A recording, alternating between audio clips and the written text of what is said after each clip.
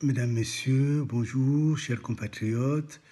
Je m'adresse à vous parce que le mal de la société congolaise, c'est le manque d'intégrité. Et comme l'intégrité manque, la vérité aussi manque. Et surtout le plus grave, c'est que on a habitué les Congolais à des effets d'annonce. Et des annonces qu'ils ne prennent jamais le temps de vérifier. Or, c'est en vérifiant qu'on arrive à la vérité. Et c'est cette vérité qui libère. Rappelez-vous l'histoire du cadavre de Kolela, quand j'avais démontré qu'il n'est pas mort au Bourget, en France. Tout le monde avait crié, comme lorsque j'avais écrit le livre sur les génocides de Lari, avait crié contre Kunku. Et bien maintenant, ce feu qui s'est enflammé, comme dans le cas du génocide, ce feu s'est éteint parce que c'est la vérité. Cette démonstration d'expertise a convaincu tout le monde au point où l'Angleterre demande des comptes à la France et au point où également l'Italie s'en mêle et bientôt certainement tous les pays qui font partie de l'Union européenne vont demander des comptes à la France. Donc l'affaire Kolela est devenue une grosse affaire.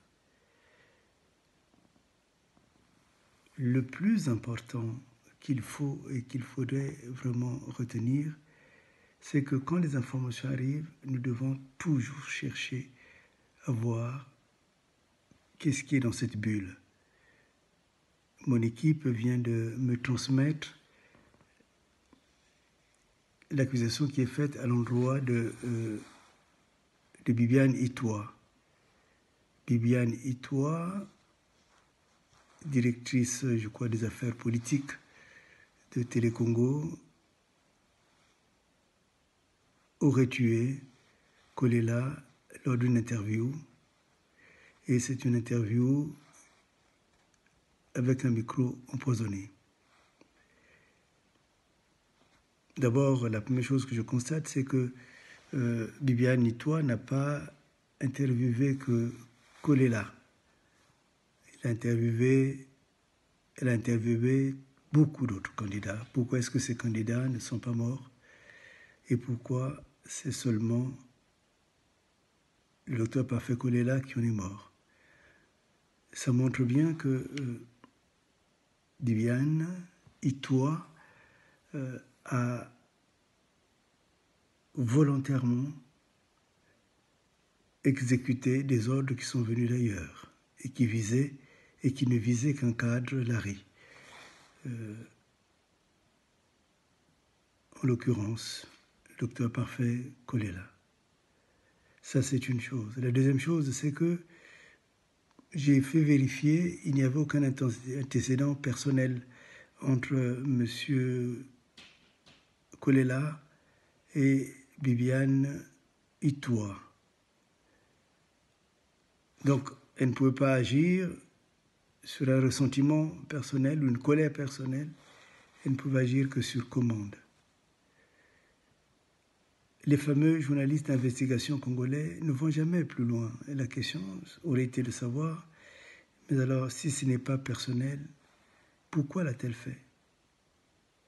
Et la deuxième question qui en suit, je n'ai pas appris que Bibiane Itoa a été arrêtée. Pourquoi est-ce que quelqu'une qui a commis un tel crime ait pu être simplement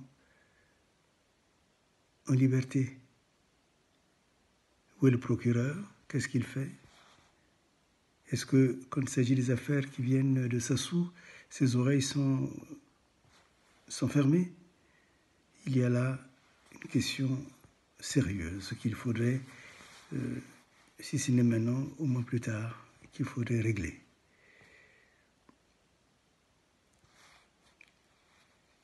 Et je parle du bien Itoa, cela certainement étonnerait les personnes. C'est comme quand on parle du concours, on parle bien souvent de Lari. De la même manière, quand on parle Itoa, non seulement il y a ce père adoptif qui a adopté Bibiane, mais il y a aussi que les Itois désignent Mboshi. Donc, je dirais Sassou est aussi un fils adoptif des Itois. Alors, donc, cette Bibiane Itoa a-t-elle obéi aux ordres de Sassou Itoa? Donc, là c'est une question importante et qui a aussi des conséquences politiques. Et cette question, il faut absolument que nous en ayons une réponse. En tout cas, je sais que ce pays est un pays qui n'aime pas la vérité. Tout est triché, tout est fraudé. Mais tout ce que je tiens actuellement, je voudrais le mener jusqu'au bout. Et je voudrais dire que les femmes congolaises qui se battent beaucoup pour les droits de la femme congolaise devraient peut-être regarder un droit très particulier, c'est celui qui consiste à utiliser les femmes en politique pour